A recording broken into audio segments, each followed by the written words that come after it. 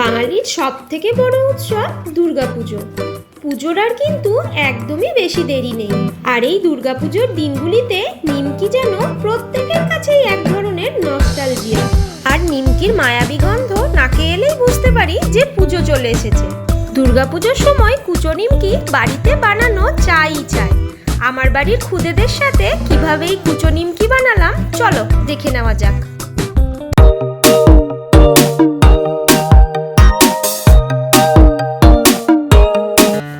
কুচো নিমকি বানানোর জন্য প্রথমেই আমি মেজারিং কাপে 2 কাপ ময়দা নিয়ে নিলাম। এবার স্বাদ অনুযায়ী লবণ নিয়ে নিলাম। লবণটা 1 চা চামচ নিয়েছি। 1 চা চামচ চিনি দিলাম আর হাফ চা চামচেরও একটু কম কালো জিরে দিয়ে দিলাম। যারা কালো জিরে পছন্দ করো তারা এর পরিমাণটা একটু বেশিও দিতে পারো। এবার এই সমস্ত উপকরণ ময়দার সাথে ভালো করে মিশিয়ে নিলাম। এবার ময়ানের জন্য আমি 1 হাত মতো সানফ্লাওয়ার অয়েল নিয়ে নিচ্ছি। তোমরা এখানে ময়ানের জন্য তেলের বদলে ঘিও ব্যবহার করতে পারো। এবার এই তেলটাকে খুব ভালো করে ময়দার সাথে মিশিয়ে নিচ্ছি। পরে আরও 1 হাত তেল আমি এর সাথে অ্যাড করব। ময়ানের পরিমাণটা একটু বেশিই দিতে হবে, না হলে নিমকিটা ক্রিস্পি হবে না। ময়ানের পরিমাণটা ঠিকঠাক বোঝার জন্য এইভাবে ময়দাটাকে হাতে করে ডেলা পাকালে যদি ডেলা বেঁধে যায় তাহলে বুঝবে যে ময়ানটা ঠিকঠাক হয়েছে আর নিমকিটাও খেতে বেশ ক্রিস্পি হবে। এখন এখানে অল্প অল্প করে জল দিয়ে ময়দাটা মেখে নেব। এখানে আমি নর্মাল টেম্পারেচারে জলই ব্যবহার করেছি, গরম জলের প্রয়োজনীয়তা এখানে নেই। এই ডোটা খুব শক্তও না আবার খুব নরমও না, এইভাবে মেখে নিতে হবে। দেখো ডোটা আমার খুব ভালোভাবে মাখা হয়ে গেছে, খুব শক্তও নয় আবার খুব নরমও নয়। এবার এটাকে প্রায় 45 মিনিট থেকে 1 ঘন্টা মতো ঢাকনা দিয়ে রেখে দেব। এই রেস্টে রাখাটা খুবই জরুরি। তোমরা এখানে পরিষ্কার ভিজে কাপড় ঢাকা দিয়েও রাখতে পারো। প্রায় 45 মিনিট পর ময়দাটা খুব ভালোভাবে সেট হয়ে গেছে। আরও একবার ময়দাটাকে খুব ভালোভাবে মেখে নিচ্ছি। এবার এটা থেকে বড় বড় করে লেচি কেটে নেব। পুজোর আগে প্রত্যেক বাড়িতেই অনেক কাজ, ঘর ঝাড়া, আলমারির জামা কাপড় রোদে দেওয়া, পুজোর কেনাকাটা করা, আরও কত কি। কিন্তু তার মাঝেও সময় বার করে বিভিন্ন ধরনের খাবার তৈরি করা, যেমন এই কুচো নিমকি, নারকেল নাড়ু, এক অদ্ভুত নস্টালজিয়া কাজ করে এগুলোর মধ্যে। আজকের ওয়েদারটা খুবই সুন্দর, খুব সুন্দর হাওয়া দিচ্ছে বাইরে। পুজো তো আর হাতে গোনা কয়েকটা দিন মাত্র, সেজন্যই ভাবলাম কুচো নিমকি তৈরির কাজটা আজই সেরে ফেলি। এবার দেখো লেচিগুলো হাতে করে গোল গোল করে নিচ্ছি। আমার রান্নার ভিডিওগুলো তোমাদের কেমন লাগছে অবশ্যই আমায় কমেন্ট করে জানিও। যদি ভালো লেগে থাকে একটা লাইক করে দিও আর অনেক অনেক শেয়ার করে দিও। আর আমার চ্যানেলটাকে সাবস্ক্রাইব করে আমার পাশে থেকো।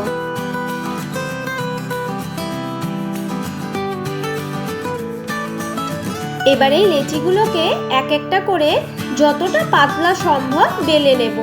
এখানে কোনো রকম তেল বা ময়দার কোনো প্রয়োজন নেই বেলার সময়ে, ময়ানটা যথেষ্ট পরিমাণে দেওয়া আছে। দেখো কতটা পাতলা করেছি।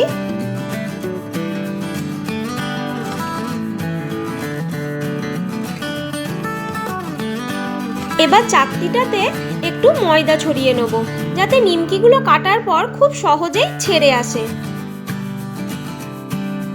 এবার একটা পিৎজা কাটার দিয়ে এটাকে কেটে নেব। খুব বেশি ফাঁক রেখে এটা কাটা যাবে না, এটা কুচো নিমকি, তাই ছোট ছোট করেই এটা কাটতে হবে। দেখো তোমাদের যাদের কাছে এই কাটারটা থাকবে না তোমরা এটা চাকু বা খুন্তি দিয়েও কেটে নিতে পারো। এদিকে আমি নিমকি কাটছিলাম আর 2 ভাইয়ে কেমন খেলা করছে দেখো।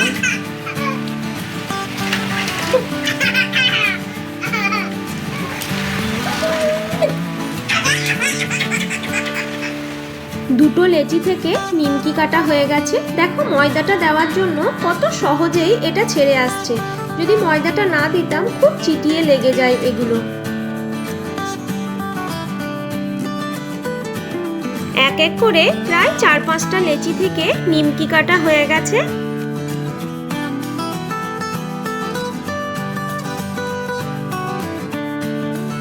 আমার নিমকি কাটতে কাটতে গ্যাসে কড়াইটা বসিয়ে দিলাম গরম হওয়ার জন্য।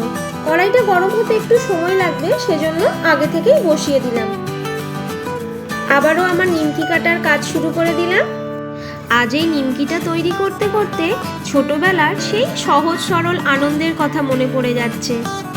এই ছোট ছোট নিমকির স্বাদ যেন পুজোর খুশিকে আরো অনেক বেশি প্রাণবন্ত করে তোলে। কড়াইটা গরম হয়ে গেছে, এখন এখানে সানফ্লাওয়ার অয়েল দিয়ে দিচ্ছি।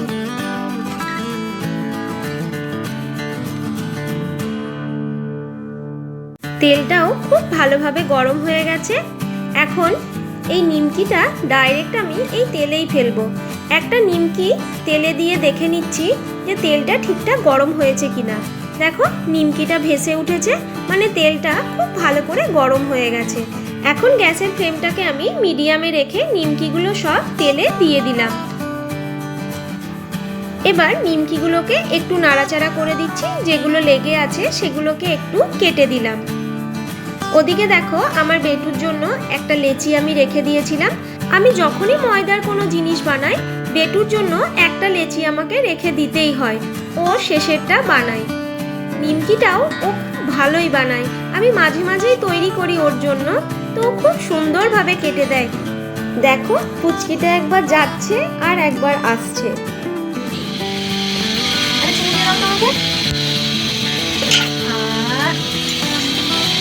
প্রথমবারে নিমকিগুলো ভাজা হয়ে গেছে। এরকম ভাবে একটু লালচে বাদামি রং হলেই এগুলো তুলে নেব। এটা ঠান্ডা হলে আরো বেশি গাঢ় বাদামি বর্ণের হয়ে যাবে। এখানে পুরো নিমকিটাই আমি একটু সময় নিয়ে মিডিয়াম ফ্লেমে ভেজে নিয়েছি, এতে নিমকিগুলো অনেক বেশি ক্রিস্পি হয়। দেখো ফুচকিটা নিমকি হওয়ার সঙ্গে সঙ্গে খেতে শুরু করে দিয়েছে। আর ওদিকে দেখো আমার বেটু নিমকি তৈরি করতে ব্যস্ত। বেশ মজা পায় ও এইসব তৈরি করে। বাড়িতে বা বারান্দায় বসে বন্ধুদের সাথে আড্ডা দিতে দিতে কুচো নিমকির স্বাদে যেন পুজোর আমেজ দ্বিগুণ হয়ে যায়। এই ছোট্ট নিমকি আমাদের ছোটবেলাকার জীবনের অনেক ছোট ছোট আনন্দের প্রতীক, তাই না বলো? দুই ভাইয়ে দেখো নিমকিগুলো কাড়াকাড়ি করে খাচ্ছে। আমার বাড়ির খুদেদের সাথে কুচো নিমকি বানানোর রেসিপিটি তোমাদের কেমন লাগলো অবশ্যই আমায় কমেন্ট করে জানিও। যদি ভালো লেগে থাকে একটা লাইক করে দিও, আর তোমাদের বন্ধু বান্ধব পরিচিতদের মধ্যে অনেক অনেক শেয়ার করো।